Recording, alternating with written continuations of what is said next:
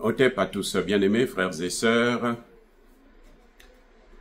Je voudrais vous parler de la similitude de la gestion de la crise de la RDC et la crise ukrainienne par Donald Trump.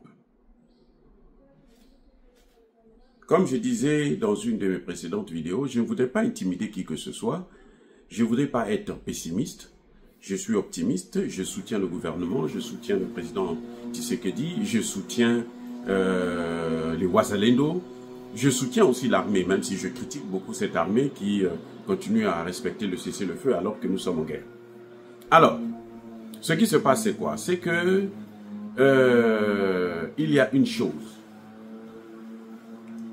Regardez comment les négociations en Ukraine ont pratiquement échoué, où Zelensky a été livré, humilié par Trump et par, comment vous appelez, par Poutine. Bon, par Poutine, ça va de soi puisqu'ils sont en guerre. Mais Donald Trump ne devrait pas le lâcher. On a fait croire à Poutine, à Zelensky, qu'il faut qu'il rencontre Poutine. Parce que Poutine a demandé des négociations directes. Très bien. Je suis d'accord sur ce point. Il faut qu'il se rencontre. Mais il y a des préalables. On n'a pas tenu compte du fait que Poutine, plutôt Zelensky, avait déjà fait voter une loi par son Parlement que personne ne devrait négocier avec Poutine. Pas de négociation tant que Poutine sera au pouvoir, il faut quelqu'un d'autre. Mais eux, ils ne peuvent pas enlever Poutine du pouvoir, donc Poutine est encore là et Poutine règne. Trump fait croire, dit à Zelensky, donc tu vas aller négocier.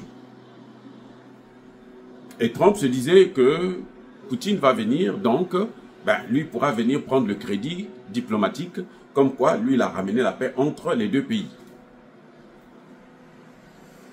C'était sans compter sur la sagesse, la vision géostratégique de Vladimir Poutine, qui a compris tout de suite que moi je ne devais pas aller. Pour des raisons aussi de sécurité, vous savez, quand ils se retrouvent tous comme ça, on peut le liquider, et puis parce que bon, la tête de Poutine aujourd'hui, elle est mise à prix. Si la Turquie pouvait laisser passer une telle occasion, la Turquie devrait être le leader du monde, on devait l'intégrer dans l'Europe, parce que bon, elle aurait fait ce que tout le monde attendait. Bref, c'est à peu près la même chose. Donc, en fait, on met Zelensky face à Poutine, dos à dos.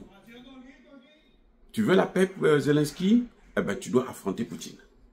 Soit tu l'affrontes militairement, soit tu l'affrontes diplomatiquement.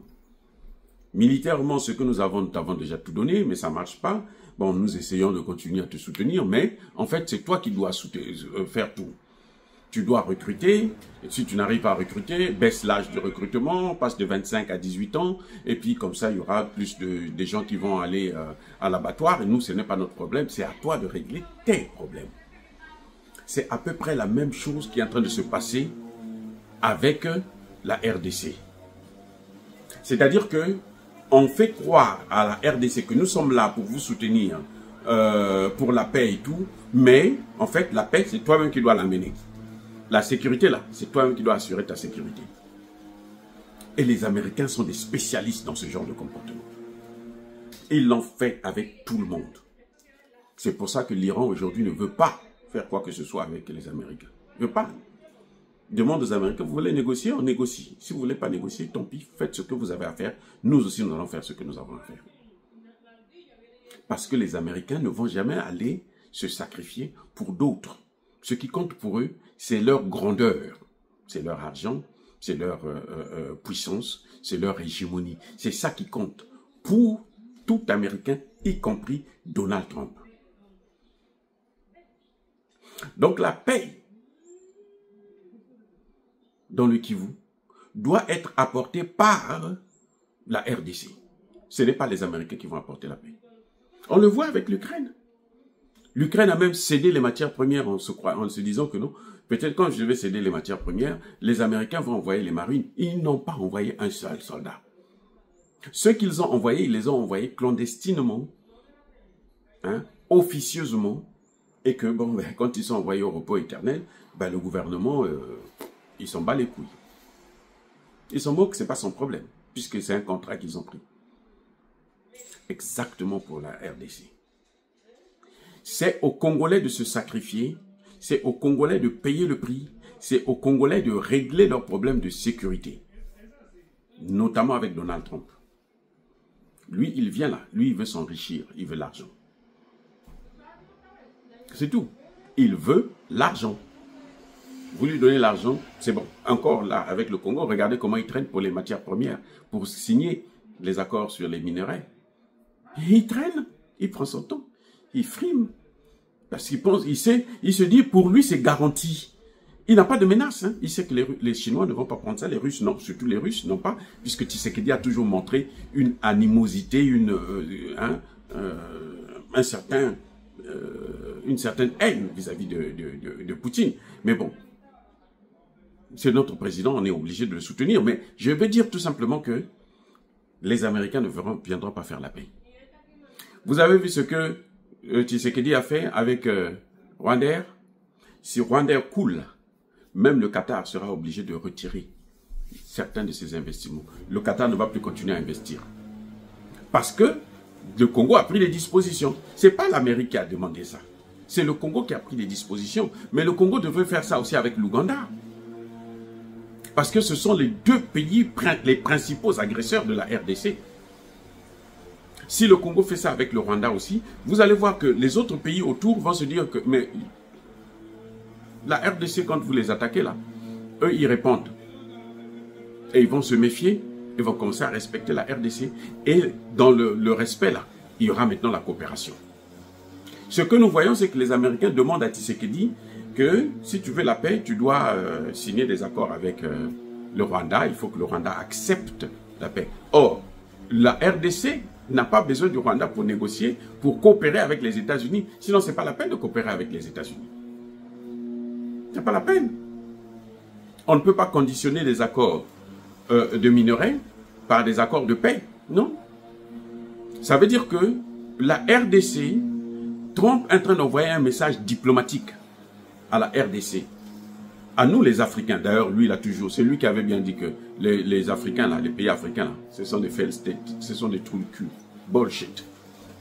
Voilà, donc c'est pas moi, c'est lui qui a dit. Et ça, quand il dit les pays africains là, y compris la RDC, y compris le Rwanda. Maintenant, il a certes besoin des minerais, il sait qu'il va les avoir, parce que Tshisekedi a pratiquement... c'est carrément couché sur l'autre. Bref, mais il ne faut pas s'attendre à ce que les Américains puissent apporter la paix. Si les Américains voulaient apporter la paix, ils auraient commencé par sanctionner Kagame lui-même. Oui, mais ils ont sanctionné Cuba. Ils auraient commencé par sanctionner Kagame. Dès qu'on sanctionne Kagame, la guerre là s'arrête immédiatement. Mais tant que Kagame est libre de se déplacer, la Cour pénale internationale ne peut rien faire, puisque la Cour pénale internationale, Karim Khan lui-même, il est poursuivi par les Américains, donc il ne peut pas encore irriter les États-Unis. Ça veut dire que la paix en RDC doit venir de la RDC, doit venir des Congolais. Et c'est ce que le président Tshisekedi est en train de faire, mais il le fait avec tellement de lenteur que ça continue à causer des dégâts. Il a fallu 6 ans pour qu'il sache qu'il faut fermer au moins l'espace aérien. Il a fallu 3 ans pour qu'il sache qu'il faut nommer des nouveaux généraux, colonels sur le terrain. Et il y a un problème. Il y a un problème. Ce temps-là, ce sont des larmes qui coulent. Ce sont des gens qui sont envoyés au repos éternel et qui ne reviendront plus jamais. Alors le président Tshisekedi doit maintenant essayer de regarder un peu les choses autrement. Moi je vois que, vous voyez, comme on a pris Zelensky, on a dit, parle avec Poutine pour régler tes problèmes, eh bien, on demande aussi à Tshisekedi de parler avec Kagame pour régler les problèmes. Or, parler avec Kagame, Kagame va avoir des ailes et va continuer à faire le gros dos. Donc, il faut que la RDC, le Congo, le gouvernement congolais puisse prendre des positions fermes. En commençant par, mais alors, frapper les opposants. les opposants, ceux qui soutiennent Kagame, ceux qui font des discours qui ne vont pas dans la ligne droite du président Tshisekedi, il faut les sanctionner, les punir, mais alors les punir sévèrement. Je dis bien sévèrement. Et il faut aussi s'attaquer maintenant à l'Ouganda. Bien-aimés frères et sœurs, soyez bénis, abondamment bénis par le Dieu de Kémite et par nos ancêtres angélisés. Vive l'Afrique éternelle, j'ai dit et j'assume.